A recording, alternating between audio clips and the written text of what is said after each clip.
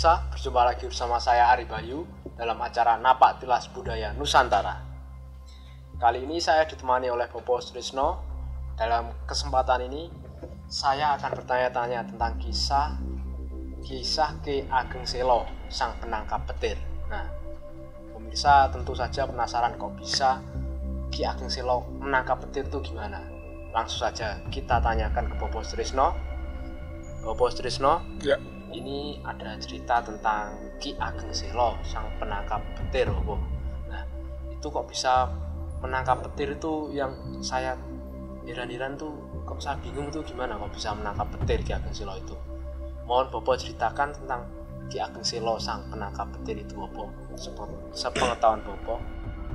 Ya, terima kasih Mas Ari Bayu dan teman-teman Napak Tilas Budaya Nusantara.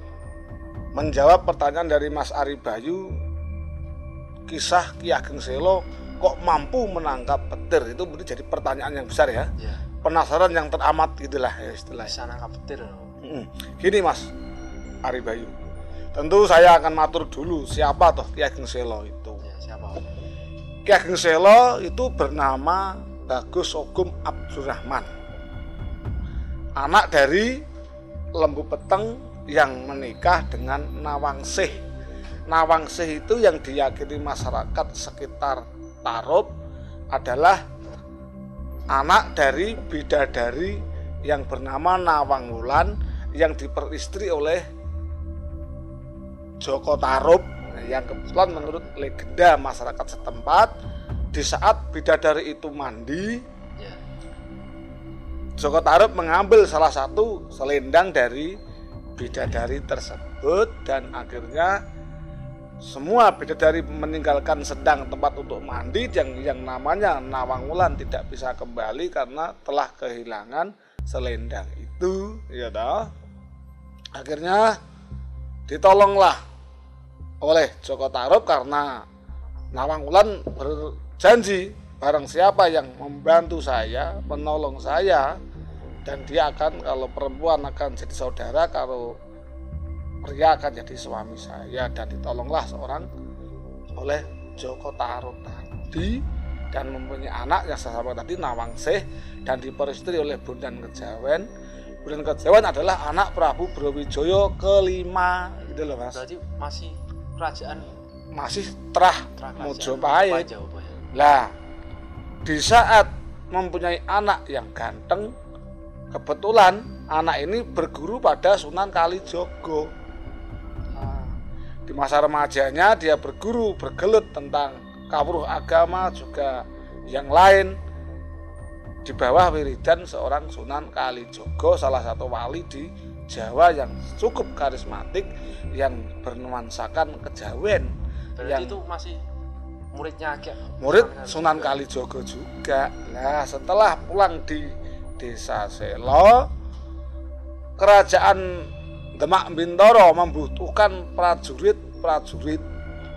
Dalam istilahnya, barang siapa yang ingin menjadi prajurit dipersilahkan untuk mendaftarkan diri sebagai prajurit di Demak Bintoro. Akhirnya seorang Bagus Sogum Abdurrahman ikut dalam adon-adon. Tahu adon-adon? Apa itu? Adon-adon itu tempat untuk menguji prajurit untuk diketahui kemampuannya dalam berprajurit, karena seorang prajurit identik dengan ketangkasan dalam berperang gitu loh Mas. Karena saat itu Demak betul-betul membutuhkan prajurit. Nah, akhirnya dari ujian sekian banyak prajurit, bahkan nanti yang menang itu akan menjadi Luraing Tamtomo. Luraing Tamtomo itu pimpinan atau sekarang komandane. Pemimpinnya. Akhirnya dalam pertarungan itu ternyata Bagus Sogum paling menang. Kalau ujian pasti kan menangnya menang terhormat toh Mas. Di antara lawan yang kalah tetap jadi teman gitu toh. Lah, setelah menang itu ditanyalah oleh Punggawa Mojo, Demak Bintoro. Di antaranya tanya gimana Pak? Temenggung Prabu Semi yang dipercaya penuh oleh Sultan Demak untuk menyaring siapa-siapa yang boleh masuk dan siapa-siapa yang tidak bisa masuk. Tentu bersifat rahasia antara Sultan dan Temenggung Prabu Semi, ya toh. Nah, di saat Bagus Sogum tadi menang dalam adon-adon, bahkan mampu mengalahkan siapapun peserta, ditanyalah oleh seorang Temenggung Prabu Semi. Tanya gimana? Bocah Bagus, dari tandingmu kamu sangat hebat sekali. Kalau boleh saya tahu siapa nama kamu dan dari mana kamu? Bagus Sogum menjawab, saya bernama Bagus Sogum dari desa Selo. Sebentar. Dari Prabu langsung ditanya, sebentar. Coba kamu yang jelas dan lebih keras, jangan sampai salah dengar. Dari mana kamu? Dari desa Selo. Siapa nama kamu? Bagus Sogum. Terus gimana? Kalau begitu siapa nama kakek kamu, orang tua kamu? Dijawab dengan jelas oleh Temenggung Prabu Semi.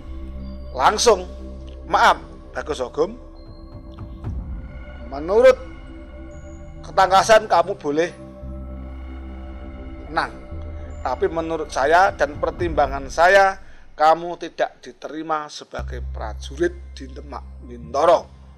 Loh, maaf Sang Temenggung, alasannya apa? Dan apa dasarnya saya tidak diterima di Demak? Jangan saya aturannya siapa yang menang itu yang akan diterima menjadi prajurit.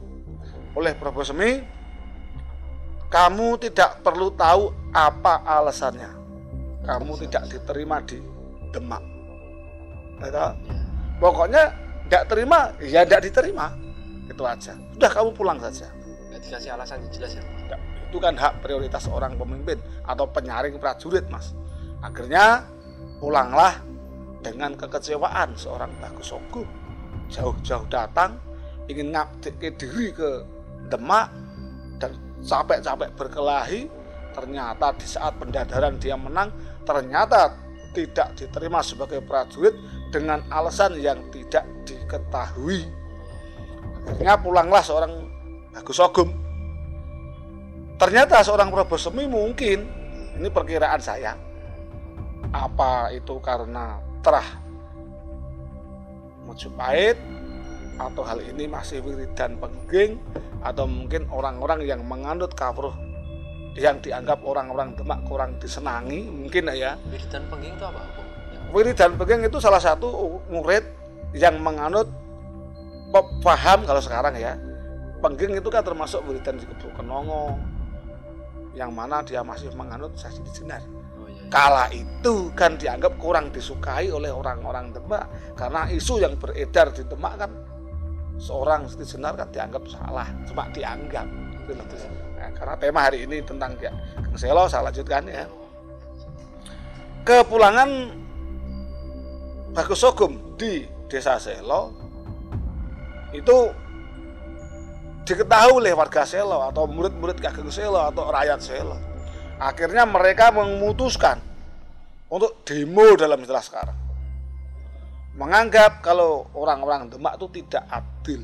Orang Selo merasa dianaktirikan. Nyatanya si Sogum menang tidak jadi prajurit.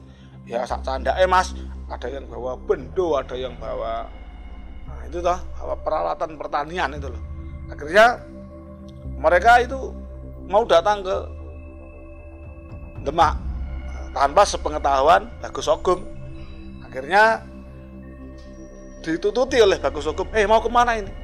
Saya tidak terima atas perlakuan orang Demak terhadap kamu Sogum. Terus Sogum gimana itu? Reaksi Sogum, jangan, pulang saja. Saya saja sebagai orang yang ngalami nerimo saya. Ya walaupun saya sakit hati, tapi saya nerimo karena saya merasa orang kecil. Akhirnya datanglah Sunan Kalijogo memberikan nasihat.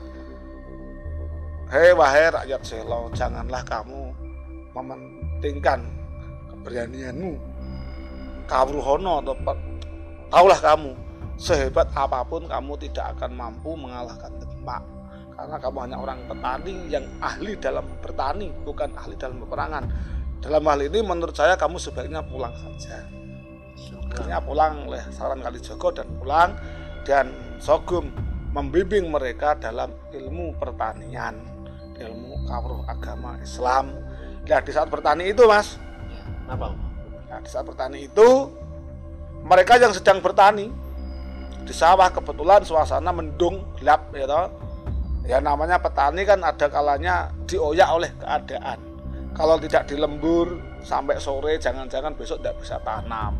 Kalau tidak dilembur nanti airnya habis. Nah, di saat itulah bersamaan mendung peteng, ya toh.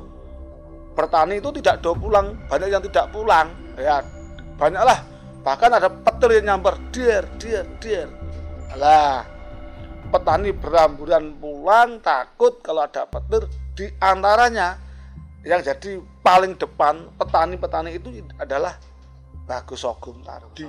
Meskipun dia keturunan ningrat, dia punya keahlian sebagai prajurit, dia tetap tidak malu-malunya bertani dan tidak gengsi istilahnya, tetap menjalani kehidupan sebagai petani. Nah, di saat petir nyamber itu, Mas. Ya, gimana, Pak? Nyamber itu dengan izin Allah, kemampuan seorang Bagus Sogum dengan mengepalkan tangan ke atas, dan akhirnya ditangkaplah salah satu petir yang menyambar-nyambar tadi, dan oleh si Bagus Sogum petir itu diikat di pohon gandrik. Bisa ya, Bapak itu? Bisa. Pohon gandrik itu semacam pohon yang adanya di daerah Selo, meskipun itu sudah jarang dijumpai, bahkan sampai sekarang loh, Mas, matur sekarang warga setempat atau sekitar desa Selo, termasuk Tarup dan sekitarnya, yang sekarang berada di kecamatan Tawangharjo, kecamatannya Tawangharjo, yaitu Kabupaten Grobogan, Jawa Tengah. Warga situ kalau ada petir menyambar-nyambar seling masih berhijab, dalam arti berhijab itu ngucap, "Hei petir, jangan ganggu saya adalah anak cucu dari Ki Ageng Selo." Nah, akhirnya diikatlah di pohon gandrik itu. Maka dari itu warga situ masih meyakini kalau ada petir ya nyambat seperti yang saya sampaikan tadi. Nah, diikatlah pohon gandrik, bahkan dibawa ke Demak. Sampai Demak juga, karena itu mungkin seorang Sogum tetap di bawah perintah pemerintahan Demak. Nah, saya matur di sini dalam kesempatan ini, itulah kemampuan seorang Ki Ageng Selo yang oleh masyarakat tempat menyebut Ki Ageng Selo tadi karena bernama asli Bagus Sogum. Nah, itu kebetulan masih terah Mojopahit. Mengenai petir yang ditangkap itu, sampai sekarang di desa petir tidak ada petir, Mas.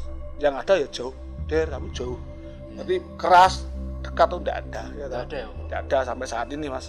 Kebetulan itu mungkin sudah diijabahi oleh Allah warga setempat karena keampuhan atas izin Allah tadi, Ki Ageng Selo yang mampu menangkap petir tadi. Dan di Demak saat dikerangkeng tahu, dimasukkan kerangkeng besi, ya toh? Apanya itu, Bapak, itu masuk? Yang petir tadi. Petirnya tadi ya? Setelah di Selo kan dibawa ke Demak, dimasukkan ke kerangkeng, semua orang melihat koyo opo toh petir itu. Nah, dalam cerita itu digambarkan berbentuk naga. Setelah dikerangkeng ternyata berbentuk orang tua. Itu kan versi saja, Mas. Versi saja. Tapi kan lebih dikenal pokoknya ya nangkap petir gitu aja, ya toh. Karena apa? Nanti kalau kita membedakan satu dan lain, akan timbullah banyaknya perbedaan. Yang jelas itulah kemampuan seorang Ki Ageng Selo yang mampu nangkap petir. Setelah sampai Demak, oleh keterangan narasumber yang belum tentu kebenarannya, namun hampir sama mengatakan seperti itu, di Demak itu dalam kerangkeng itu ternyata sudah menjadi sosok orang tua. Dan saat hujan datanglah nenek-nenek membawa kendi itu dikasih minum orang tua dalam kerangkeng itu. Dan saat hujan ternyata ada ledakan keras dan kakek itu tidak ada dalam kerangkeng, dan ternyata kerangkeng dari besi itu sudah kocar kacir, dan kendi itu masih di situ. Bahkan sampai sekarang kendi itu disimpan di Mataram. Karena apa? Masih. Nah, kendi itu jadi tengorok atau semacam Itu loh Mas, tengoro itu dalam bahasa Jawa, dalam bahasa Indonesia tengoro itu tanda ya. Tanda. Kalau geni itu dipukul-pukul, kok nyaring bunyinya, berarti hajat perang misalnya akan menang. Hajatnya misalnya kok ingin punya kejabatan dipukul, kok nyaring berarti akan kasem badan.